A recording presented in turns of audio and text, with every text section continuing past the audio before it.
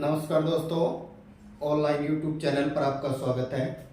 दोस्तों, आज हम जिस महाद्वीप की चर्चा करेंगे वो है उत्तरी अमेरिका महाद्वीप। और ये जो उत्तरी अमेरिका महाद्वीप है, इसे विश्व का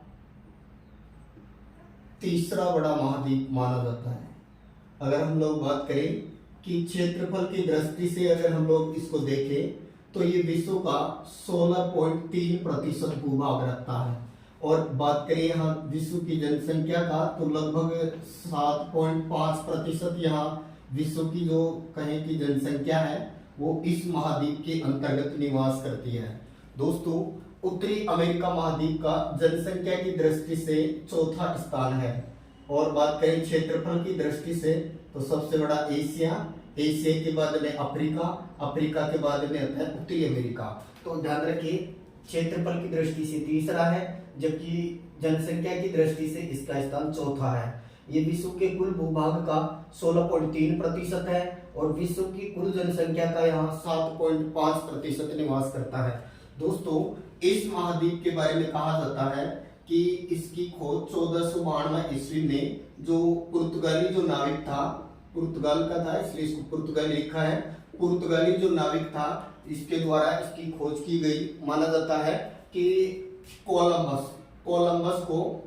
कोलंबस भारत की खोज करने के लिए निकला था, लेकिन माना जाता है वो यहाँ पहुंच गया। जब वो यहाँ के लोगों को देखा तो उसे लगा कोलंबस को कि ये भारत तो नहीं है, और यहाँ के लोगों को देखकर उन्होंने कहा कि ये तो यानी ये कहें कि बालों का रंग लाल था, इसलिए यहाँ के लोगों को उन्होंने रेड इंडियन कहा। तो याद रखिए, रेड इंडियन यहाँ के मूल निवासी माने जाते हैं, जैसे एस्किमो माने जाते हैं। रेड इंडियन और इस महाद्वीप को नाम दिया नई दुनिया, क्योंकि इसकी खोज सबसे बाद में हुई, इसलिए इसको नाम दिया गया नई दुनिया। ध्यान रखिएगा, उत्तरी अमेरिका महाद्वीप का खोजकर्ता पुर्तगाली नाविक कोलंबस था। कब खोज की? 1492 में। क्या नाम दिया? नई दुनिया।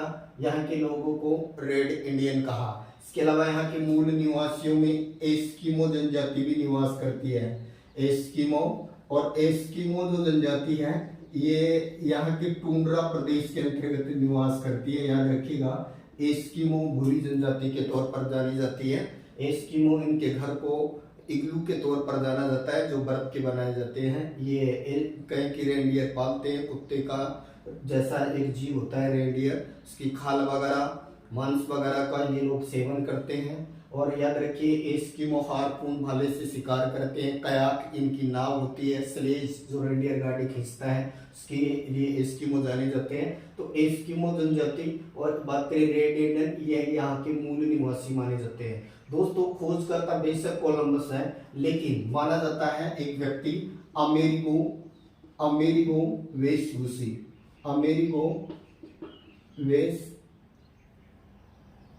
वेस्पुसी के नाम पर इस महाद्वीप का नाम अमेरिका पड़ा।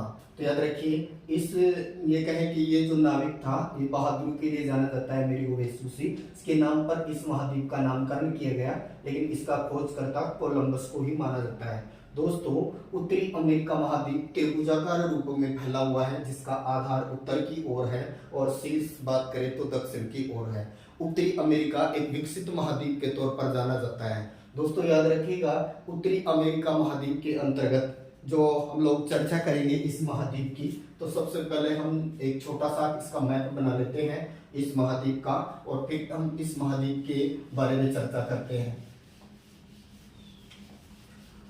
दोस्तों, उत्तरी अमेरिका महाद्वीप का हम लोग मैप बनाते हैं, तो ध्यान रखिएगा, सबसे पहले हम बनाएंगे अलास्का वाला पार्ट बनाएंगे। अलास्का के बाद में हम बनाएंगे हडसन की खाड़ी के नेक्स्ट चलेंगे हम लोग, फिर आगे निकलेंगे तो फिर हम लोग बनाएंगे मैक्सिको की खाड़ी, और मैक्सिको की खाड़ी से फिर आगे निकलेगा ये पार्ट कुछ इस तरह से, और फिर आगे हम लोग पनामा वाला पार्ट बना देंगे। और पनामा वाला पार्ट के अलावा दोस्तों ये बन गया आपका उत्तरी अमेरिका महाद्वीप। सबसे पहले हम देखते हैं इस साइड में कौन सा महासागर है। तो याद रखिए, इधर जो दुनिया का दूसरा बड़ा महासागर है जिसकी आकृति अंग्रेजी के अक्षर एस के जैसी है, ये है आपका अटलांटिक महासागर। और अटलांटिक महासागर जिसे अंध महासागर का नाम भी दिया जाता है। अगर हम लोग इधर पश्चिम की साइड की बात करते हैं तो इधर जो महासागर है, जो दुनिया का सबसे बड़ा महासागर है, जिसकी आकृति त्रिभुजाकार मानी गई है, और ये है प्रशांत महासागर। दोस्तों ये जो पार्ट इसके यहाँ पर है, ये है दुनिया की प्रसिद्ध खाड़ी जिसको नाम दिया है हडसन की खाड़ी, बे ऑफ हडसन या हडसन की खाड़ी। और हडसन की खाड़ी में ही एक खाड़ी और है, और याद रखिएगा इसको नाम दिया गया है जेम्स की खाड़ी। हडसन की खाड़ी में एक खाड़ी और है, इसको नाम दिया गया है बे ऑफ जेम्स या जेम्स की खाड़ी। हडसन की खाड़ी दुनिया की सबसे बड़ी कटी फटी खाड़ी के तौर पर जानी जाती है, हडसन की खाड़ी, जो कनाडा के अंतर्गत है। दोस्तों हडसन की खाड़ी के अलावा ये बड़ी खाड़ी है यहाँ, जिसको नाम दिया गया है मैक्सिको की खाड़ी। और मैक्सिको की खाड़ी याद रखिएगा, ये विश्व की सबसे बड़ी गल्फ के तौर पर जानी जाती है मैक्सिको। तो विश्व का सबसे बड़ा गल्फ मैक्सिको है, जबकि सबसे बड़ी बे के तौर पर हडसन को जाना जाता है। अगर हम लोग बात करें इधर वाले पार्ट की, तो इधर फिर आ जाता है एशिया का साइबेरिया वाला क्षेत्र आ जाता है, यानी रूस का क्षेत्र आ जाता है। तो इधर अगर हम लोग बात करेंगे मैप के अकॉर्डिंग, तो इधर आ जाता है साइबेरिया। दोस्तों ऊपरी पार्ट की बात करें, इस महाद्वीप के ऊपरी पार्ट के अंतर्गत तो यहाँ छोटे छोटे द्वीप मिलेंगे हमें, जिनके अंतर्गत एलिजाबेथ द्वीप है, क्वीन एलिजाबेथ द्वीप है, बेफिन द्वीप है, ठीक है, बेफिन है, क्वीन एलिजाबेथ द्वीप है, विक्टोरिया द्वीप है, और इनमें सबसे बड़ा द्वीप जिसको नाम दिया गया है वो है ग्रीनलैंड। तो याद रखिए दुनिया का या विश्व का सबसे बड़ा द्वीप है वो है ग्रीनलैंड। और ग्रीनलैंड जो है ये भौगोलिक रूप से उत्तरी अमेरिका महाद्वीप के अंतर्गत आता है, लेकिन राजनीतिक रूप से इस पर यूरोप महाद्वीप का एक जो देश है डेनमार्क, उसका कब्जा है। तो याद रखिएगा डेनमार्क के राजनीतिक क्षेत्र में है ये, लेकिन भौगोलिक रूप से उत्तरी अमेरिका के अंतर्गत पड़ता है ग्रीनलैंड। ये विश्व का सबसे बड़ा द्वीप माना जाता है। दोस्तों विश्व का सबसे बड़ा द्वीप ग्रीनलैंड है। दूसरे नंबर पर न्यू गिनी है, जो ऑस्ट्रेलिया के अंतर्गत है, जो टॉरस जल संधि बनाता है। तो ऑस्ट्रेलिया का जो न्यू गिनी है वो विश्व का दूसरा बड़ा है। तीसरा एशिया के अंतर्गत है, जिसका नाम दिया है बोर्नियो। और चौथा याद रखिएगा, जो मैंने पिछले वीडियो में बताया था आपको, जो अफ्रीका के अंतर्गत आता है, चौथा है मेडागास्कर, जो विश्व में ग्रेफाइट के भंडार के तौर पर जाना जाता है। दोस्तों इसके नेक्स्ट बात करें हम लोग, तो ये अटलांटिक महासागर, ये ग्रीनलैंड हो गया। अगर हम लोग इनके यहाँ पर बात करते हैं, तो यहाँ पर सागर है जिसको नाम दिया गया है ब्यूफोर्ट सागर। ब्यूफोर्ट सागर याद रखिए दोस्तों, ये आपके आर्कटिक महासागर का हिस्सा है। ये पूरा का पूरा जो हिस्सा है, ये दुनिया के सबसे छोटे महासागर, जिसको उत्तरी ध्रुव महासागर बोलते हैं, ये आर्कटिक महासागर का हिस्सा है पूरा का पूरा ब्यूफोर्ट द्वीप। इधर बात करें तो ये सागर पड़ता है, जिसको नाम दिया है बेरिंग सागर। और याद रखिए बेरिंग सागर, ये बेरिंग सागर, और सॉरी ऊपर की तरफ बात करें ब्यूफोर्ट सागर है, नीचे की तरफ बेरिंग सागर है। ये वाला पार्ट जो है ये अलास्का के अंतर्गत है। दोस्तों बेरिंग जो जल संधि है, हम डायरेक्ट याद रख सकते हैं बेरिंग जल संधि। और ये कहें कि किसको किससे अलग करती है, तो एशिया को उत्तरी अमेरिका महाद्वीप से अलग करती है बेरिंग जल संधि। और बेरिंग जल संधि जो है ये बेरिंग सागर को चुच्ची सागर से जोड़ती है, ये भी याद रखिएगा। तो यहाँ पर एक सागर है जो उत्तरी, ये कहें कि आर्कटिक सागर का ही हिस्सा है, चुच्ची सागर, और चुच्ची सागर, और नीचे की तरफ बनता है ये है बेरिंग सागर। इन दोनों को जोड़ने के लिए जानी जाती है आपकी बेरिंग जल संधि के तौर पर जाना जाता है। तो याद रखिएगा ये चुच्ची सागर, बेरिंग सागर। फिर बात करें दोस्तों ये वाला पार्ट, तो ये ऊपर भाग वाला कहलाता है अलास्का, तो ये नीचे का भाग कहलाएगा अलास्का की खाड़ी। तो याद रखिए ये कहलाएगी अलास्का की खाड़ी, या बे ऑफ अलास्का जिसको बोला जाता है, या अलास्का की खाड़ी। दोस्तों ये जो उत्तरी अमेरिका महाद्वीप है, इस उत्तरी अमेरिका महाद्वीप के अंतर्गत जो टोटल देशों की संख्या की अगर हम लोग बात करते हैं, तो इसमें 29 प्रमुख देश हैं। लेकिन जो विशेष जो देश आते हैं उसके अंतर्गत है, तो हम लोग बात करें तो एक तो इसके अंतर्गत है, विशेष तौर पर जाना जाता है ऊपरी पार्ट में, वो है कनाडा। कनाडा, और नीचे की तरफ विशेष में आता है संयुक्त राज्य अमेरिका, जिसको हम लोग बोलते हैं यूएसए।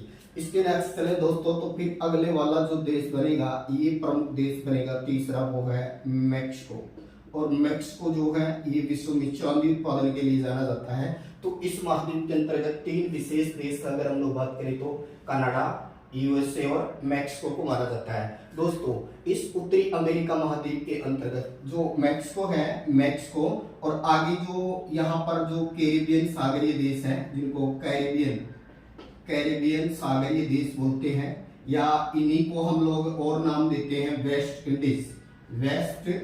इंडीज का नाम देते हैं, या इन्हें ही बोलते हैं पश्चिमी द्वीप समूह। ये छोटी छोटी यहाँ पर द्वीप है जिनमें जमैका है, क्यूबा है। जमैका केला उत्पादन के लिए दुनिया में जाना जाता है, उसेन बोल्ट के कारण प्रसिद्ध रहा है, जो धावक के तौर पर जाना जाता है। क्यूबा चीनी का कटोरा के नाम से प्रसिद्ध रहा, जो कि क्यूबा यहाँ का बहुत प्रसिद्ध द्वीप के तौर पर जाना जाता है। इसके अलावा हम लोग बात करें दोस्तों, इसी पार्ट के अंतर्गत ये छोटे छोटे द्वीपों को मिलाकर वेस्ट इंडीज या पश्चिमी द्वीप समूह या कैरिबियन सागरीय देश के तौर पर जाना जाता है। अगर हम लोग बात करें कि मध्य अमेरिका के अंतर्गत, तो मैक्सिको और ये कैरिबियन सागरीय देश हैं, इन्हें मध्य अमेरिकन देश कहा जाता है। लेकिन अगर हम लोग दक्षिणी अमेरिका महाद्वीप के साथ में इनको मिला देते हैं तो लैंग्वेज के तौर पर फिर हम इसको लैटिन अमेरिका के तौर पर जानते हैं। तो याद रखिएगा, ये कहें कि मैक्सिको से लेकर के दक्षिणी अमेरिका महाद्वीप के देशों को अगर हम लैंग्वेज या भाषा के तौर पर बात करें तो लैटिन अमेरिका के नाम से जानते हैं। वैसे इसे मध्य अमेरिका के तौर पर जाना जाता है, मैक्सिको से लेकर वेस्ट इंडीज तक। और बात करें कि ये वाला पार्ट है ये उत्तरी अमेरिका। तो दोस्तों ये जो कहें कि कनाडा, यूएसए और मैक्सिको, ये तीन प्रमुख हैं। अब सबसे पहले हम बात कर लेते हैं कनाडा वाले पार्ट की, ऊपरी पार्ट की। तो कनाडा और यूएसए की सीमा बनाती है एक समांतर रेखा, जो याद रखिएगा ये परीक्षाओं में पूछा जाता है, 49 डिग्री समांतर रेखा। 49 डिग्री समांतर रेखा कनाडा व यूएसए की सीमा निर्धारित करती है। इसी उत्तरी पार्ट में कनाडा है और निचले पार्ट के अंतर्गत यूएसए है। दोस्तों याद रखिए, कनाडा और यूएसए की सीमा बनाने वाली है 49 डिग्री समांतर रेखा। इसके अलावा दोस्तों याद रखिएगा एक देशांतर रेखा, 100 डिग्री पश्चिमी देशांतर रेखा, 100 डिग्री यानी 100 डिग्री या कहें कि 100 डिग्री पश्चिमी देशांतर रेखा इस महाद्वीप को दो भागों में डिवाइड करती है, पूरब और पश्चिम में। 100 डिग्री की अगर बात करते हैं पश्चिमी देशांतर की, तो महाद्वीप के दो पार्ट करती है, पश्चिम और पूरब। जबकि हम लोग बात करते हैं 49 डिग्री समांतर रेखा की, तो ये यूएसए और कनाडा दोनों की सीमा बनाती है। फिर बात करें दोस्तों, इस महाद्वीप के अंतर्गत कनाडा और यूएसए की सीमा बनाने वाली 5 झीलें ही है प्रमुख। तो इन 5 झीलों को भी परीक्षाओं में पूछा जाता है। तो याद रखिएगा इन झीलों का अगर हम लोग क्रम की अगर बात करते हैं हम लोग, तो ये झीलों का जो क्रम है, इस क्रम की हम लोग बात कर लेते हैं। यहाँ पर जो कनाडा और यूएसए की सीमा बनाने वाली जो 5 झीलें हैं, इन 5 झीलों को फिंगर लैक के नाम से जाना जाता है। याद रखिए, ये जो कनाडा यूएसए की सीमा बनाने वाली 5 झीलें हैं, इनकी आकृति पंजाकार झील या फिंगर लैक के कारण जानी जाती है। तो दोस्तों बात करें कनाडा यूएसए की सीमा पर दुनिया की सबसे बड़ी झील, जिसको नाम देते हैं हम लोग, यहाँ पर नाम दिया है सुपीरियर। तो सबसे पहले सुपीरियर, और सुपीरियर जो है ये आगे जिस झील से जुड़ी हुई है उस झील को नाम दिया है वो है हुरोन। लेकिन हुरोन के नेक्स्ट चले तो इधर की तरफ एक और झील है, इस झील का नाम है मिशिगन। आगे चलेंगे तो फिर और एक झील बनती है, इसको नाम दिया है ईरी। और लास्ट में जो झील बनती है ईरी से आगे, इसको नाम दिया है ऑन्टेरियो। तो ये फिंगर लैक या 5 झीलें हैं। और अगर इन 5 झीलों की अगर हम लोग बात करते हैं तो ये कनाडा और यूएसए की सीमा निर्धारित करती हैं।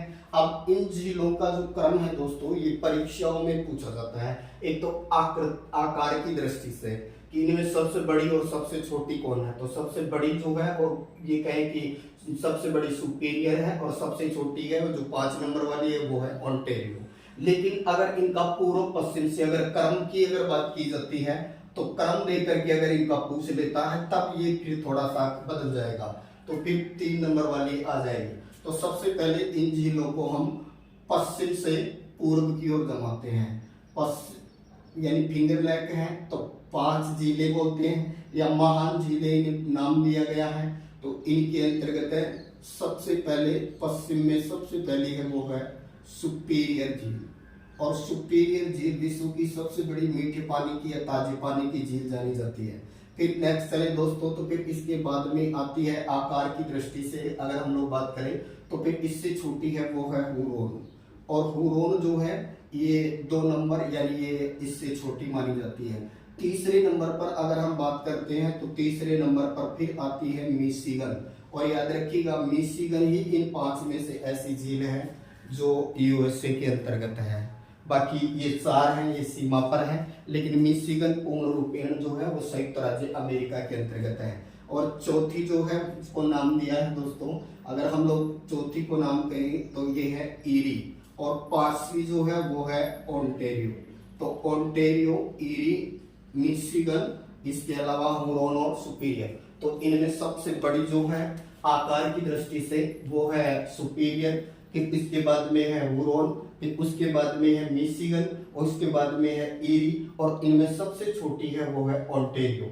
लेकिन अगर हम इनको ये कहें कि अगर हम इसको पूर्व पश्चिम या पश्चिम से पूर्व की ओर जमाते हैं तो फिर इनका क्रम में थोड़ा सा बदलाव आ जाएगा दोस्तों, याद रखिएगा।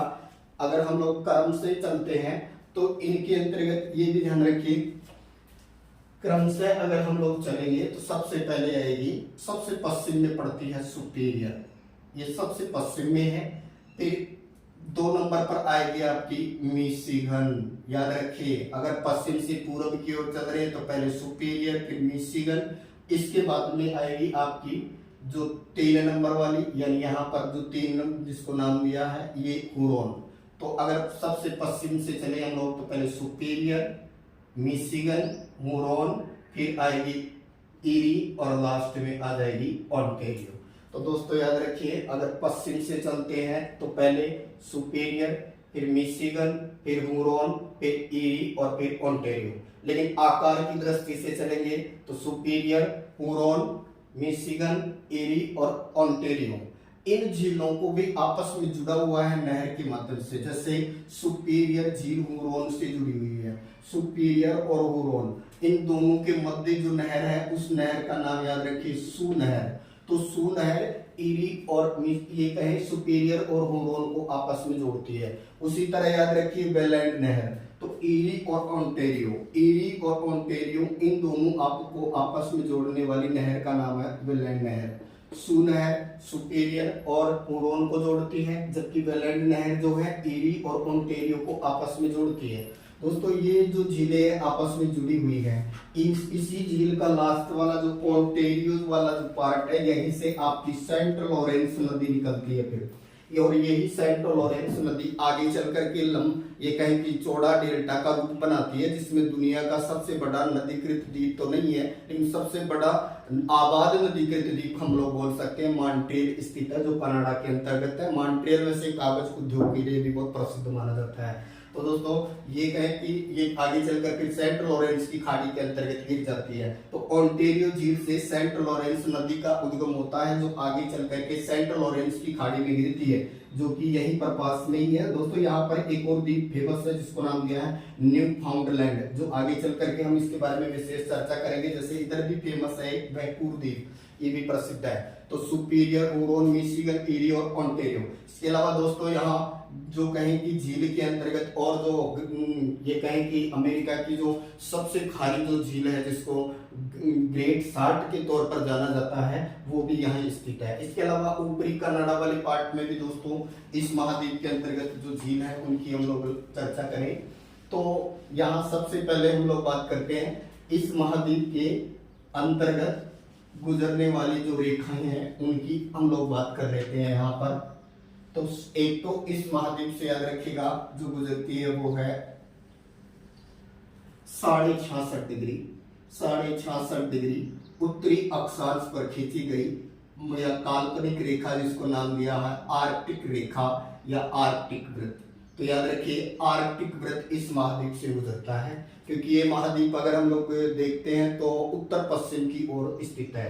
उत्तरी अमेरिका महाद्वीप अंगारा लैंड या कहें कि लोरेशिया का अवशेष माना जाता है। और ये भी याद रखिएगा जो पेंजिया था, उस पेंजिया का जो उत्तरी भाग था अंगारा लैंड या लोरेशिया, उसी का पार्ट है। इसी से उत्तरी अमेरिका बना, उसी से यूरोप बना और एशिया बना। लेकिन अगर हम लोग बात करते हैं दक्षिणी अमेरिका की, अफ्रीका की, अंटार्कटिका की, ऑस्ट्रेलिया की, तो वो गोंडवाना लैंड के हिस्से है। तो दोस्तों ये 66.5 डिग्री जो आर्कटिक रेखा है, ये सबसे पहले तो गुजरती है अलास्का से। तो याद रखिए 66.5 जो डिग्री रेखा है ये किस किस से गुजरी है? तो सबसे पहले बात करते हैं, ये अलास्का से गुजरती है। अलास्का पर संयुक्त राज्य अमेरिका का अधिकार है, तो एक देश तो हो गया अलास्का जिससे ये रेखा गुजरी। आगे चलेंगे तो यहाँ जो देश है वो है कनाडा, और कनाडा के अंतर्गत है ये, यहाँ पर जिससे गुजरी है वो है हडसन की खाड़ी।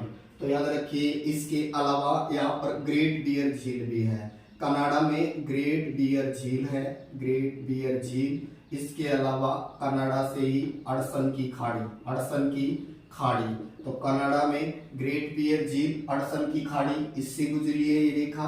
फिर ये आगे चली तो आगे फिर ये, अगर हम लोग इसको ग्लोब पर देखेंगे दोस्तों, तो ये कुछ ग्रीनलैंड के अंतर्गत गुजरेगी, कुछ इस तरह से जाएगी ये ग्लोब पर। अगर हम लोग देखेंगे इसको तो ये आगे चलती है, फिर जाती है ग्रीनलैंड, और ग्रीनलैंड के नेक्स्ट चलेगी, फिर ये आगे चली जाएगी आइसलैंड में। आइसलैंड से फिर और आगे हम पूर्व की ओर चलेंगे तो फिर ये नॉर्वे में चली जाएगी। नॉर्वे के बाद में स्वीडन, स्वीडन के बाद में फिनलैंड, और फिनलैंड के बाद में फिर ये रूस के अंतर्गत निकल जाती है। रूस 2 महाद्वीपों में स्थित है दोस्तों, एशिया में भी है, यूरोप में भी है। तो याद रखिएगा 66.5 डिग्री जो आर्कटिक वृत्त है उत्तरी अमेरिका महाद्वीप में संयुक्त राज्य अमेरिका से, कनाडा से और ग्रीनलैंड से गुजरता है। ग्रीनलैंड पर डेनमार्क का अधिकार है। ग्रीनलैंड विश्व का सबसे बड़ा द्वीप है, और ग्रीनलैंड जो है, ये कहें कि जो ग्रीनलैंड वाला जो ये बेफिल द्वीपों वाला जो ये जो पार्ट है, यही पार्ट आर्कटिक सागर से यहाँ डेविस संधि बनाता है दोस्तों। डेविस जल संधि बनाता है। ये एक सागरीय क्षेत्र है, इसको बोलते हैं लैब्राडोर सागर, लैब्राडोर सागर। और ये जो लैब्राडोर सागर है, इसी से लैब्राडोर की ठंडी धारा आती है दोस्तों, इधर से गल्फ स्ट्रीम की गर्म धारा आती है। ये दोनों जल धाराएं, इसे गल्फ स्ट्रीम की गर्म जल धारा और ये जो लैब्राडोर की ठंडी जल धारा, ये आपस में, यहाँ न्यू फाउंडलैंड द्वीप है, न्यू फाउंडलैंड, इस न्यू फाउंडलैंड के पास में आपस में मिल जाते हैं, तो मछलियों के लिए ये आदर्श स्थिति बन जाती है। तो यहीं पर ग्राउंड बैंक के तौर पर मछली उत्पादन के लिए ये जगह जाना जाता है, ग्राउंड बैंक के तौर पर। तो न्यू फाउंडलैंड, यहाँ 2 धाराओं का मिलन हो रहा है पास में, न्यू फाउंडलैंड द्वीप के पास में, जो ग्रीनलैंड के दक्षिण में पड़ता है। लैब्राडोर की ठंडी धारा जो ध्रुवीय क्षेत्र से आती है, और जो भूमध्य रेखा के पास से आने वाली विषुवत रेखीय धारा है, जो आगे चल करके मैक्सिको की खाड़ी के कारण मैक्सिको की खाड़ी की धारा बन जाती है। फिर आगे चलकर किसी को हम लोग खाड़ी की धारा, मैक्सिको की खाड़ी की धारा, या फिर गल्फ स्ट्रीम की धारा के तौर पर जानते हैं। ये दोनों धाराएं न्यूफाउंडलैंड के पास में आप मिल जाती है, जो मछलियों के लिए ये आदर्श स्थिति बनती है।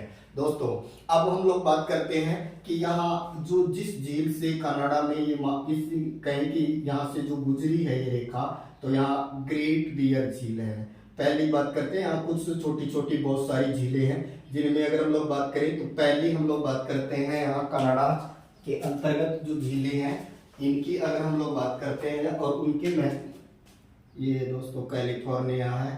हाँ, तो बात करें हम लोग यहाँ की झील की, तो सबसे उत्तरी पार्ट में है, उसको नाम दिया है ग्रेट बियर, ग्रेट बियर। और ग्रेट बियर झील कनाडा के अंतर्गत है, उत्तर में है ये दोस्तों। कई बार क्रम दे देता है झीलों का, उत्तर से दक्षिण में जमाइए, दक्षिण से उत्तर में जमाइए। तो ग्रेट बियर उत्तरी पार्ट में है। इसके नेक्स्ट आती है वो है ग्रेट स्लेव, ग्रेट बियर, फिर है ग्रेट स्लेव।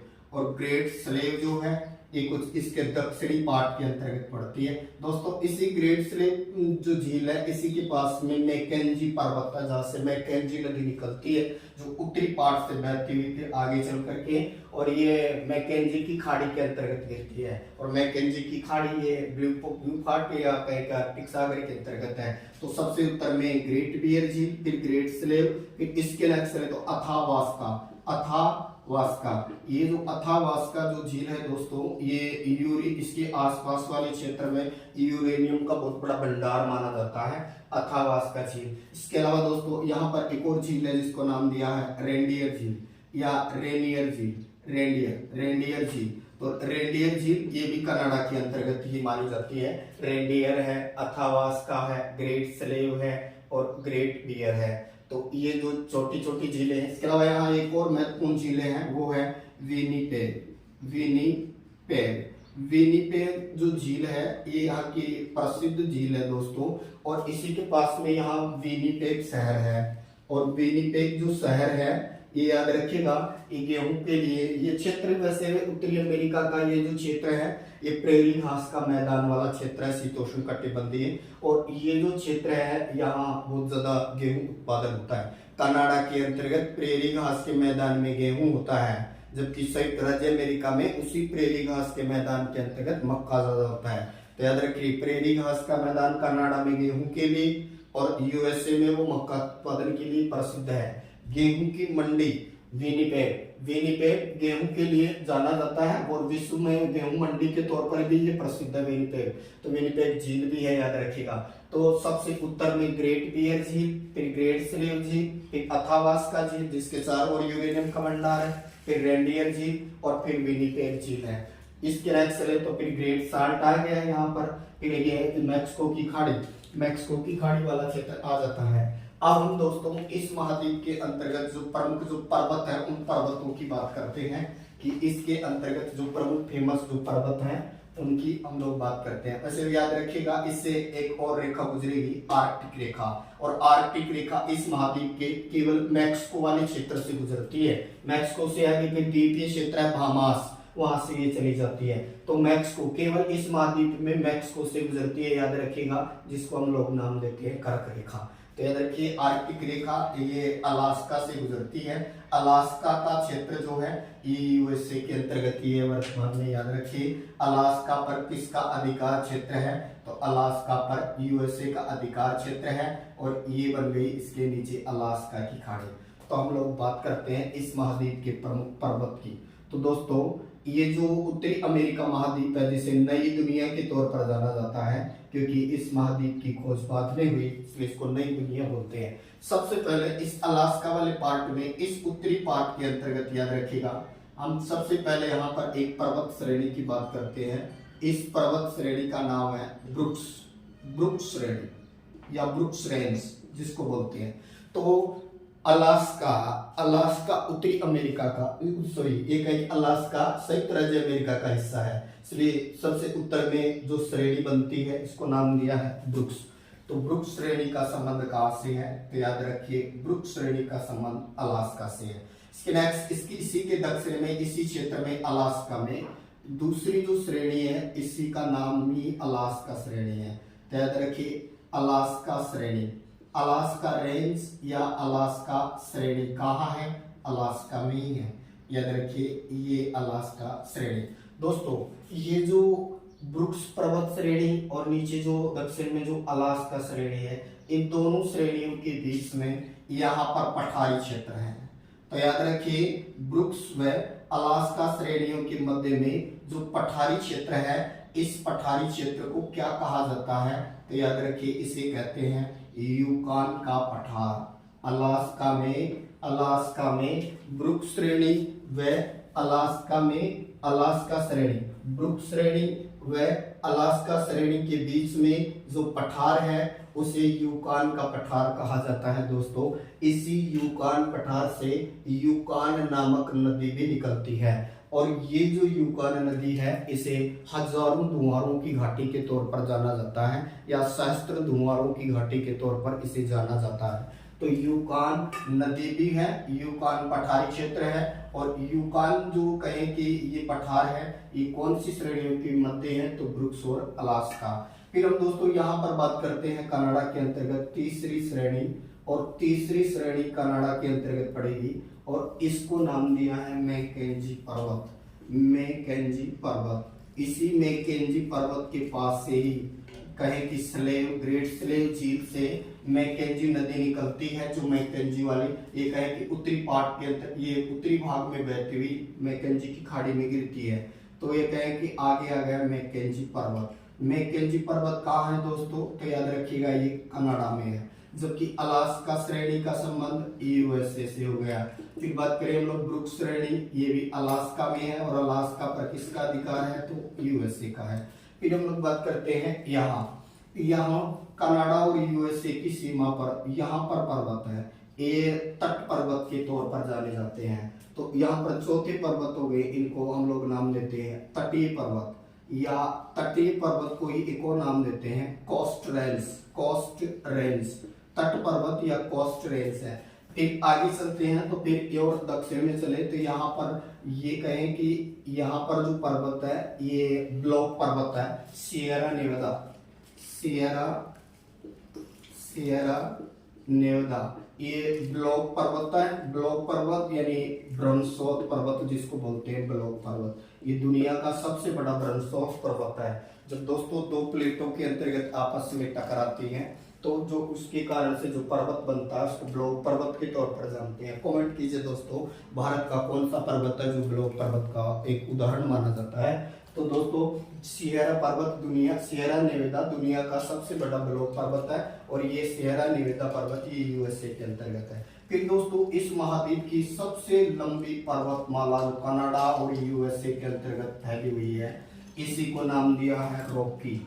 तो याद रखिए इस महाद्वीप की सबसे जो लंबी पर्वतमाला है रॉकी पर्वतमाला, और ये वो एक गलित पर्वतमाला है। ये दुनिया की दूसरी लंबी पर्वतमाला है क्योंकि दुनिया की सबसे लंबी पर्वतमाला जो है वो है एंडीज, जो कि दक्षिणी अमेरिका महाद्वीप के पश्चिमी तट पर है और जो 7200 किलोमीटर लंबी मानी जाती है। ये जो कहें कि दुनिया की दूसरी लंबी पर्वतमाला है वो है रॉकी, और इस रॉकी की जो सबसे ऊंची जो चोटी है वो है अल्बर्ट। याद रखिए रॉकी पर्वत की सबसे ऊंची चोटी का नाम क्या है, माउंट अल्बर्ट है। लेकिन इस महाद्वीप की सबसे ऊंची चोटी की अगर हम लोग बात करते हैं तो इस अलास्का रेंज में है, याद रखिए, और अलास्का रेंज में है और इसको नाम दिया गया है यहाँ माउंट मैकिंले। माउंट मैकिंले और माउंट मैकिंले यहाँ की सबसे ऊंची चोटी है जो ये कहे कि 6194 मीटर के करीब ऊंची है, और इसको वर्तमान में दानाली नाम से जाना जाता है।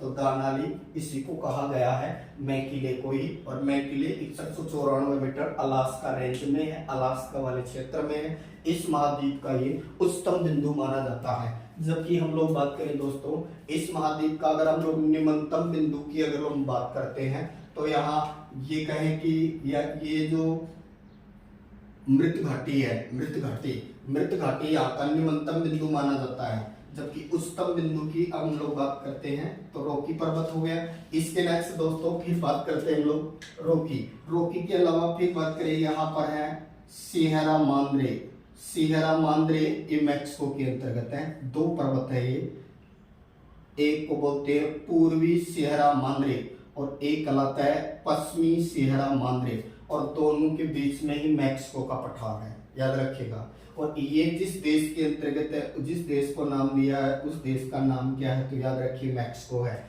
मैक्सिको का पठार ये किस किस के बीच है, तो याद रखिए इधर की श्रेणी कहलाती है पूर्वी सियरा मांद्रे, और इधर वाली श्रेणी को नाम दिया है, इसे बोलते हैं पश्चिमी सियरा मांद्रे। इन दोनों के बीच में कौन सा पठार है, मैक्सिको का पठार है। मैक्सिको दुनिया में सर्वाधिक चांदी उत्पादन के लिए प्रसिद्ध है दोस्तों, याद रखिएगा। मैक्सिको दुनिया में चांदी उत्पादन के लिए जाना जाता है। मैक्सिको में विश्व की सबसे बड़ी चांदी की खान है चिन्हुआ विश्व की सबसे बड़ी चांदी की खदान है, याद रखिए। और ये जो चांदी की खान है ये मैक्सिको में ही है। मैक्सिको टमाटर का मूल स्थान भी माना जाता है। स्वाइन फ्लू की बीमारी भी मैक्सिको से ही चली है। मैक्सिको दुनिया में चांदी उत्पादन के लिए जाना जाता है। एक और बात याद रखिए दोस्तों, यहाँ एक नदी है ग्रांड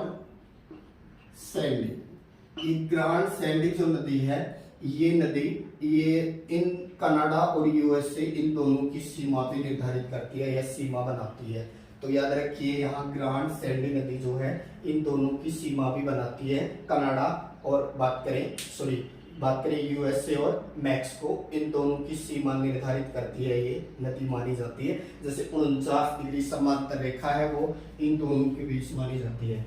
अब हम लोग बात करते हैं दोस्तों इस महाद्वीप के अंतर्गत जो है ये वाला जो क्षेत्र है, इसका पूर्व वाला क्षेत्र, इसके अंतर्गत है ये प्राचीन चट्टानों से निर्मित क्षेत्र है। यहाँ एक लंबी पर्वतमाला है और इस लंबी पर्वतमाला को प्राचीन वलित पर्वतमाला के तौर पर जाना जाता है। तो प्राचीन वलित लंबी पर्वतमाला जो है, इस पर्वतमाला को क्या नाम दिया गया है, तो इस पर्वतमाला का नाम है अपलेशियन पर्वतमाला। अपलेशियन पर्वतमाला दुनिया की प्राचीन वलित पर्वतमाला है।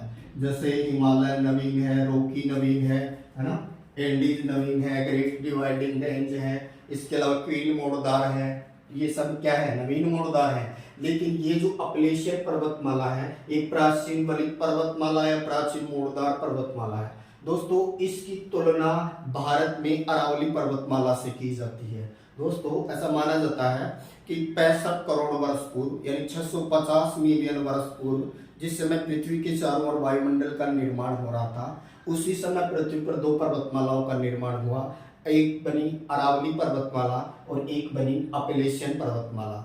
और ये जो पर्वतमालाएं हैं ये किसी जमाने में हिमालय की तरह ऊंची थी, क्योंकि ये इन पर हिमाच्छादन के अवशेष मिले हैं। और ये पर्वतमालाएं अपरदन और अपक्षय के कारण घिस पिट गई, जिसके कारण आज अवशेष के रूप में हमें नजर आती हैं। इसीलिए अपलेशियन पर्वतमाला या अरावली पर्वतमाला को अवशिष्ट पर्वतमाला के तौर पर जाना जाता है। ये प्राचीन मोड़दार पर्वतमालाएं हैं और इनकी श्रेणी विश्व में सबसे प्राचीन मानी जाती है। तो अपलेशियन पर्वतमाला की तुलना भारत में अरावली पर्वतमाला से की जाती है। इसी अपलेशियन पर्वतमाला का ही आगे चलकर के हिस्सा बनता है, वो है ब्लू माउंटेन, नीली पहाड़ियां, नीली पहाड़ियां, नीली पहाड़ी, या फिर इसी को नाम दे ब्लू माउंटेन। फिर इसी के नेक्स्ट चलते हैं दोस्तों, एक और पर्वत याद रखिए, अलेगनी पर्वत, अलगनी या अलगनी पर्वत। ये अलेगनी पर्वत ये भी यूएसए में है। तो यूएसए के पूर्वी भाग में अलेगनी पर्वत है, ब्लू फोर्ट यानी नीली पहाड़ियां, इसके अलावा अपलेशियन पर्वतमाला है। मैक्सिको के अंतर्गत हमने पढ़ा पूर्वी सियरा माद्रे और पश्चिमी सियरा माद्रे, दोनों के बीच में मैक्सिको का पठार है। इसी तरह दोस्तों यहाँ याद रखिए यूएसए में कोलंबिया का पठार है, जो लावायुक्त पठार के तौर पर जाना जाता है। इसी कोलंबिया के पठार से कोलोराडो नामक नदी भी निकलती है, और कोलोराडो नदी जो है अपनी गार्ज के लिए प्रसिद्ध है। गार्ज नदी अपरदन के कारण बनता है, गार्ज का बड़ा रूप कैनियन कहलाता है। और ये जो यहाँ पर जो कैनियन बनाती है, ये दुनिया का सबसे बड़ा कैनियन बनाती है, इसीलिए इसको ग्रांड कैनियन के तौर पर जाना जाता है। तो ग्रांड कैनियन, ग्रांड जो कहें कि कैनियन का संबंध किससे है, तो याद रखिएगा इसका संबंध यहाँ जो नदी है कोलोराडो उससे है। दोस्तों कमेंट करके बताइएगा ग्रांड ट्रंक रोड का संबंध कहां से है। अब हम लोग बात करते हैं इस महाद्वीप के अंतर्गत जो झीलों के पास वाला जो एरिया, इस महाद्वीप की जो महत्वपूर्ण जो बातें हैं उनके ऊपर अब हम लोग बात करते हैं। तो सबसे पहले हम लोग बात करते हैं इस महाद्वीप के अंतर्गत जो कनाडा वाला जो क्षेत्र है, एक कनाडा वाला जो क्षेत्र है, इस कनाडा वाला क्षेत्र को चर्चा में लेते हैं हम। तो कनाडा क्षेत्रफल की दृष्टि से रूस के बाद में दुनिया का दूसरा बड़ा देश है। कनाडा, यहाँ पर अल्पाइन वन पाए जाते हैं दोस्तों, यहाँ पर टैगा वन पाए जाते हैं कनाडा में यहाँ टैगा वन पाए जाते हैं। इन टैगा वनों की जो लकड़ी होती है ये हल्की होती है, और साथ में दूसरा फैक्ट होता है वो होती है मुलायम, हल्की मुलायम होती है टैगा वनों को याद रखिए कोणधारी वन भी बोलते हैं, कोणधारी वन। टैगा वनों का दूसरा नाम क्या है, कोणधारी वन। इनकी पत्ती नुकीली होती है, क्योंकि यहाँ वर्षाहीन कणों के रूप में होती है, अक्षांशीय क्षेत्र माना जाता है। जैसे भारत का जो हिमालय क्षेत्र इसके अंतर्गत आता है कुछ बातें, तो ये टैगा वनों की लकड़ी हल्की होती है, इसलिए इससे कागज की लुगदी बनाई जाती है दोस्तों, याद रखिए। तो कनाडा का ये जो कहें कि टैगा वन है, ये कौन से उद्योग के लिए प्रसिद्ध है, तो ये कागज उद्योग के लिए प्रसिद्ध है दोस्तों। कागज जिसका आविष्कार चीन में हुआ, कागज उत्पादन सर्वाधिक कनाडा करता है। क्यों? क्योंकि कनाडा में टैगा वन ज्यादा है। टैगा वनों को क्या बोलते हैं, कोणधारी वन बोलते हैं। और ये जो टैगा वन या कोणधारी वन जो है, ये कागज उद्योग का मूल माना जाता है, क्योंकि इन वनों की लकड़ी हल्की मुलायम होती है, जिससे कागज का लुगदी बनता है। इसीलिए सर्वाधिक कागज उत्पादन कनाडा करता है। दोस्तों कमेंट करके बताइएगा कि टैगा या कोणधारी वन भारत के कौन से क्षेत्र में पाए जाते हैं, भारत के कौन से क्षेत्र में ये वन पाए जाते हैं, जो कि इसी उद्योग के लिए या इन्हीं विशेषताओं के लिए जाने जाते हैं। अब हम लोग बात करते हैं दोस्तों, कनाडा यूरेनियम के लिए भी जाना जाता है, क्योंकि जो अथावास का जो झील वाला जो एरिया है, उसके पास वाला जो एरिया है, ये जो एरिया जो है ये यूरेनियम का भंडार है। तो ये याद रखिएगा कि ये यूरेनियम के लिए भी कनाडा जो है ये प्रसिद्ध है। वैसे सर्वाधिक भंडार जो है यूरेनियम के वो ऑस्ट्रेलिया महाद्वीप में है, जबकि उत्पादन कजाकिस्तान के तौर पर जाना जाता है, लेकिन वर्तमान में सर्वाधिक के तौर पर कनाडा आ गया है।